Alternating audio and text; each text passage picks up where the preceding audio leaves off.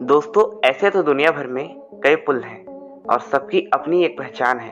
ऐसा ही एक पुल हमारे देश भारत में है जो कि पूरे विश्व में प्रसिद्ध है, जिसे हम हावड़ा ब्रिज के नाम से जानते हैं। लेकिन क्या आपको पता है इस ब्रिज का नाम कुछ और है और फिर इसका आज तक उद्घाटन क्यों नहीं हो सका?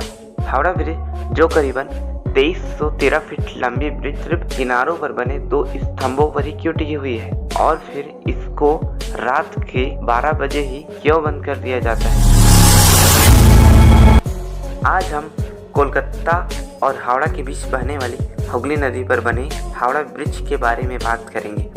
दोस्तों, उस समय हुगली नदी पर कोई ब्रिज नहीं था। नदी को पार करने के लिए सिर्फ नाव ही एक जरिया था। तभी बंगाल की ब्रिटिश इंडिया सरकार ने नदी के ऊपर एक ब्रिज बनवाने का सोचा और साल 1871 में हावड़ा ब्रिज एक्ट पास किया गया और साल 1874 में ब्रैडफोर्ड लेस्ली ने 22 लाख रुपए की लागत से एक पीपे का पुल निर्माण करवाया, जिसकी लंबाई 1528 फीट और चौड़ाई 62 फीट थी।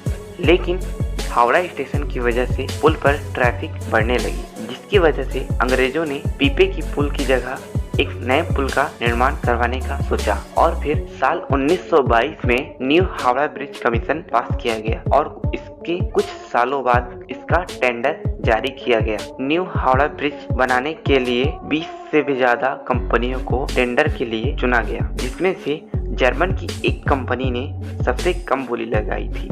लेकिन कुछ राजनीतिक कारणों से टेंडर नहीं दिया गया और इसे बाद में 1935 में बर्न एंड जोसेफ कंस्ट्रक्शन को दिया गया और साल 1937 में इस ब्रिज का काम शुरू कर दिया गया।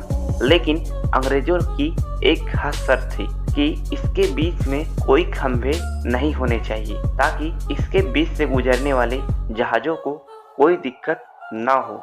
और फिर हावड़ा ब्रिज का उसी प्रकार से डिजाइन तैयार किया गया, जिसमें से सिर्फ 4 खंभे किनारों की तरफ लगने वाले थे। इसका मतलब यह था कि इसके बीच में कोई खंभे नहीं होंगे और इसे ना ही तारों से लटकाया जाएगा। पूरा ब्रिज महज किनारों पर बने 280 फीट पायों पर ही टिका हुआ है। आपको जानकर ये हैरानी होगी कि इसके दोनों पायों के बीच की दूरी 1500 फीट है, जो कि अपने आप में हैरान कर देती है। और फिर इसे जोड़ने के लिए एक भी नट बोल्ट का इस्तेमाल नहीं किया गया है। इसे जोड़ने के लिए धातु से बनी कीलों का इस्तेमाल किया गया है। अगर बात की जाए इसमें यूज़ की गई स्टील की, जो करीबन 26,500 टन स्टील यूज़ की गई है। लेकिन उस समय इतना स्टील इकट्ठा करना एक बहुत बड़ा टास्क था। तभी भारत की सबसे बड़ी स्टील कंपनी टाटा स्टील ने अपना हाथ बढ़ाया और लागत से 26,500 टन में 23,500 टन टाटा स्टील ने अकेले पूर्ति की, जिसकी वजह से इसे टाटा का ब्रिज भी कहा जाता है। ब्रिज तैयार होने के बाद यह अपनी तरह का तीसरा सबसे लंबा ब्रिज बना और फिर 3 फरवरी 1943 को इसे जनता के लिए खोल दिया गया। उस दिन कोई समारोह आयोजित नहीं किया गया क्योंकि उस समय द्वितीय विश्व युद्ध अपनी चरम सीमा पर थी, जिस वजह से इसका उद्घाटन नहीं हो पाया। और फिर साल 1965 में न्यू हावड़ा ब्रिज की जगह इसका नाम रविंद्र सेतु रखा गया, लेकिन इसे आज भी जनता हावड़ा ब्रिज ही कहती है। हावड़ा ब्रिज बनने के बाद इसमें सबसे पहले ट्राम गुजरी थी, लेकिन बाद में ट्रैफिक की वजह से इसे बंद कर दिया गया। हावड़ा ब्रिज पर रोजाना 1.5 लाख वाहन और 5 लाख से भी ज़्यादा पैदल यात्री सफ़र करते हैं। गर्मी के दिनों में इस ब्रिज की लंबाई धातु पिघलने की वजह से 3 फीट तक लंबी हो जाती है। इस ब्रिज की एक और बात हैरान करती है कि इसे दिन के 12 बजे और रात के 12 बजे थोड़ी देर के लिए क्यों बंद कर दिया जाता है।